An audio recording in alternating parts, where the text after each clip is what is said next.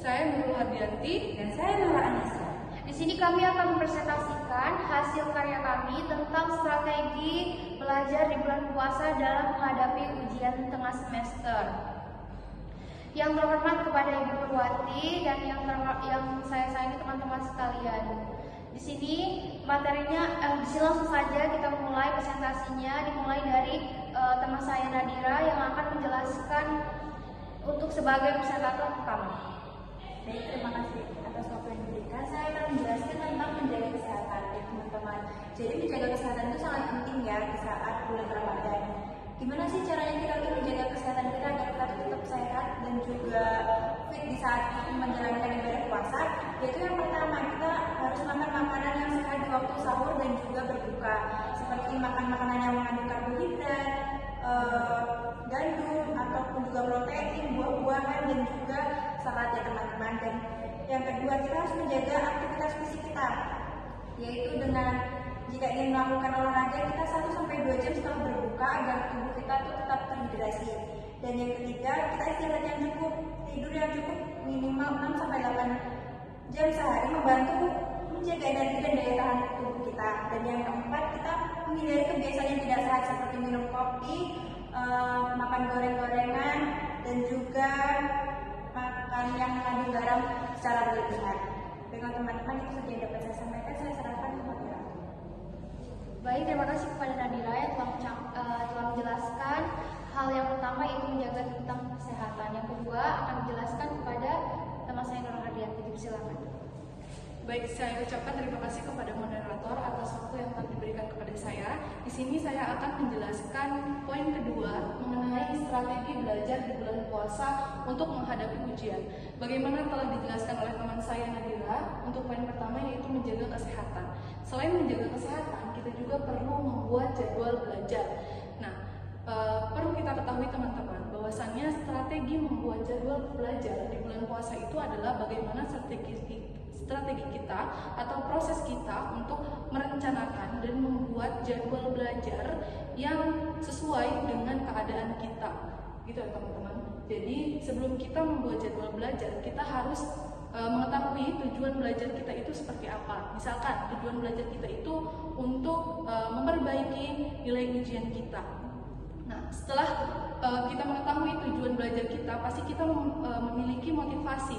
Kita memiliki motivasi yang tinggi, barulah di situ kita bisa membuat jadwal belajar yang struktur. Selain membuat jadwal belajar yang struktur, kita juga bisa menambahkan waktu-waktu belajar yang efisien, yang mana itu berhubungan dengan kesehatan kita sendiri. Seperti kalau misalkan di bulan puasa ini, bahwasannya kita ketahui ya teman-teman, kita ada tarawih, kita ada sahur. Nah, mungkin teman-teman bisa menambahkan di jadwal belajar itu untuk waktunya kita bisa belajarnya setelah sholat tarawih ataupun sahur. Mungkin dari saya itu saja. Terima kasih. Saya kembalikan kepada moderator. Baik, terima kasih kepada Nurul yang telah menjelaskan tentang manajemen waktu. Selanjutnya akan dijelaskan kepada tentang membuat jadwal belajar. Selanjutnya akan dijelaskan oleh teman saya Nora Anissa. Silakan. Baik, di sini saya akan menjelaskan poin ketiga yaitu manajemen waktu. Di mana selama Ramadan kita harus bisa menjalankan Ramadan dengan produktif, salah satunya dengan beribadah dan belajar, apalagi dalam mempersiapkan ujian. Di sini manajemen waktu, kita harus bisa mengidentifikasi waktu yang fleksibel, di mana kita harus bisa mengidentifikasi kapan waktu terbaik. Setiap orang jelas memiliki waktu terbaiknya sendiri dalam belajar, di mana kita harus bisa mengidentifikasi kapan kita merasa fokus dan segar. Lalu kita juga bisa meluangkan waktu untuk belajar, di mana di sela-sela ibadah kita harus bisa meluangkan waktu kita untuk belajar, seperti setelah sholat tarawih atau sebelum tidur atau mungkin setelah sahur, karena itu merupakan waktu yang tenang untuk belajar di bulan Ramadan. Dan mungkin penjelasan selanjutnya saya kembalikan ke moderator. Baik, terima kasih kepada Nora Anissa yang telah memberikan penjelasan mengenai manajemen waktu di bulan puasa ini. Selanjutnya akan dijelaskan kepada saudari kita Rahmat. Dipersilakan. Nah, masuk ke poin yang keempat.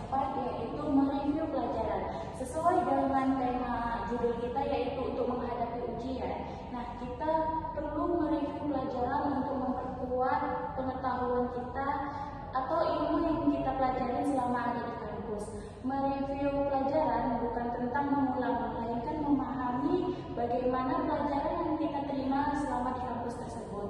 Nah, mereview pelajaran ini merupakan kunci penguasaan kita mengenai pengetahuan dan sebagai kunci sebagai kita untuk melihat pelajaran-pelajaran apa yang kurang kita pahami, kita pelajari kembali untuk memperkuat daya ingat kita dan mengasah pikiran kita mengenai pelajaran tersebut. Nah, mereview pelajaran ini merupakan kunci kesuksesan kita untuk di masa depan. Sekian dari saya, kembali ke moderator. Baik, terima kasih kepada Rama yang telah menjelaskan tentang mereview pelajaran. Selanjutnya, poin yang kelima itu akan dijelaskan oleh saya sendiri. Konsisten adalah kunci utama untuk mencapai keempat hal yang telah dijelaskan oleh teman saya. Jika kita tidak konsisten dalam menjalankannya itu, percuma kita tidak akan mendapatkan hasil yang terbaik. Maka dari itu, untuk menjalankan keempat hal tersebut dalam mencapai tujuan yang kita inginkan, yaitu selain di bulan puasa ini kita dapat mendapatkan pahala yang banyak karena berfokus kita kepada ibadah kepada Allah, kita juga dapat mendapatkan nilai yang bagus dalam belajar kita untuk mencapai pendidikan kita.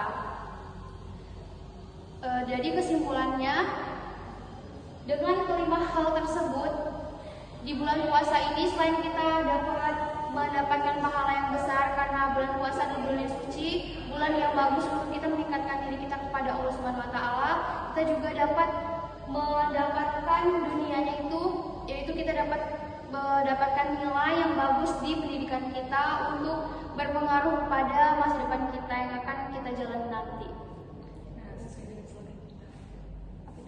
Sesuai dengan slogan kita, yaitu sukses dunia dan akhirat.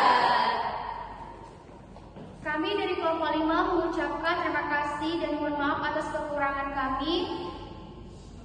Apabila ada kesalahan, kami mohon maaf kepada Allah, mohon ampun.